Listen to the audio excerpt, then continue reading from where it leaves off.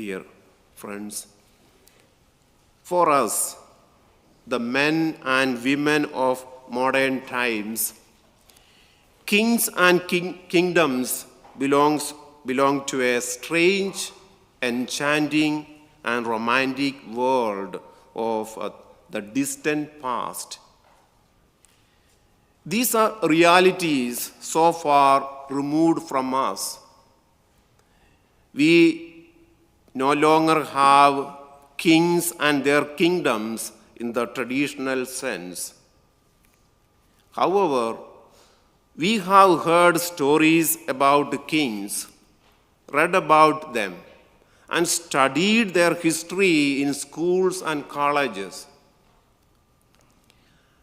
Consequently, we have a picture of a king in our minds, a powerful, sometimes courageous, majestic, and perhaps even frightening figure, often living in glittering palaces and ruling over vast territories.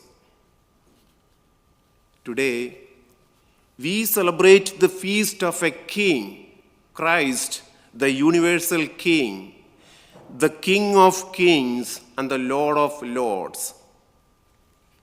In the Old Testament, the chosen people awaited for a Messiah, a king who would save them from the clutches of the Romans.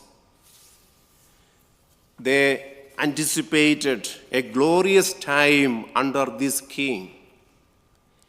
As each new king was anointed in Israel, he was seen as a prefiguration of the true Messiah. King David was considered the archetype or model of the Messianic king. However, when Christ, the true Messiah, came, he did not meet their expectations. He was not born in a palace, but in a humble cattle shed. A great surprise to the Jews. They were further astonished by the words he spoke and the things he did. During his public ministry, Jesus showed little interest in the rich and poor, in the rich and powerful of the land, spending much of his time with the sick and sinners. The Hebrews were also puzzled by what he did not do. Why, they wondered, did Jesus not establish a kingdom in Israel? This was, after all, what the Messiah was expected to do. Instead, Jesus spoke about justice, peace, love, forgiveness, and even his own impending death. To the Jews and his disciples, Jesus seemed to contradict their hopes and expectations. Their disappointment deepened when Jesus was arrested and crucified. Yet, despite this, Jesus claimed to be a king. When brought before Pilate, Jesus affirmed it. Pilate asked, "Are you the king of the Jews?" Jesus answered that he was a king, but his kingship was not of this world. This declaration confused Pilate and the Jews. How could this wretched man, bruised and humiliated, claim to be a king? But Jesus remained steadfast. My kingship is not of this world. Christ's kingship is indeed a paradox. He turned around worldly standards and values, challenging people's views and actions. For instance, while the Jews strictly observed the Sabbath, Jesus healed the paralytic, restored a withered hand, gave sight to the blind, and allowed his disciples to pluck ears of corn.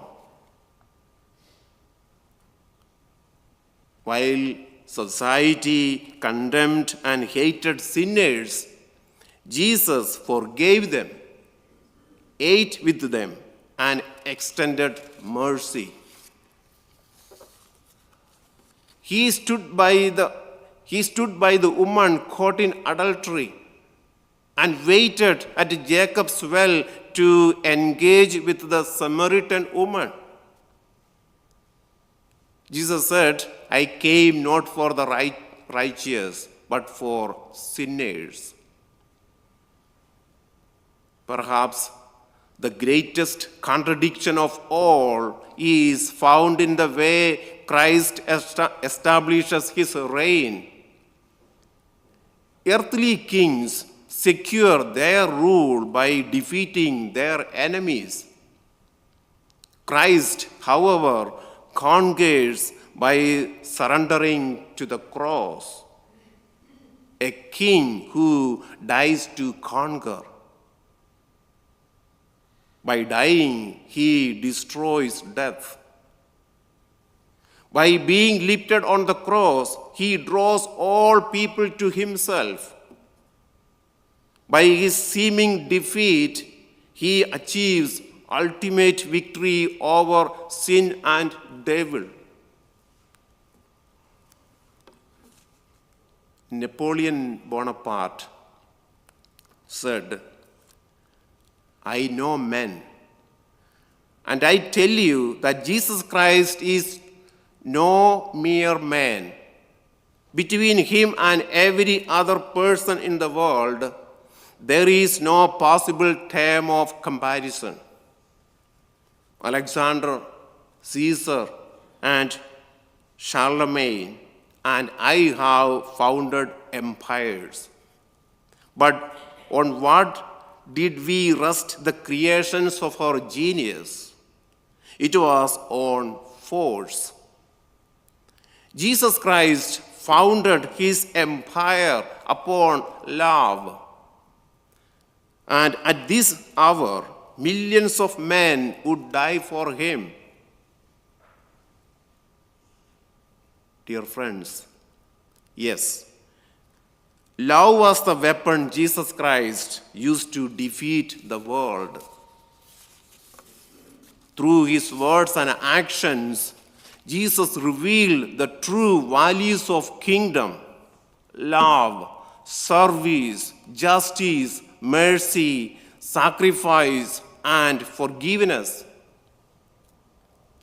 His kingdom is not built on worldly powers, but on these eternal principles. Today, the church is called to help grow this kingdom on earth. Just as Christ was a sign of contradiction in his time, so too the church, his body, is called to be a sign of contradiction in the modern world. Its standards often differ from those of the world. For example, while governments legalize practices like abortion and sterilization, the church continues to stand firm against them. History bears witness to the church's consistent struggles with the worldly powers. If the church is a sign of contradiction, then each of us, as its members, must also leave as signs of contradiction in today's world.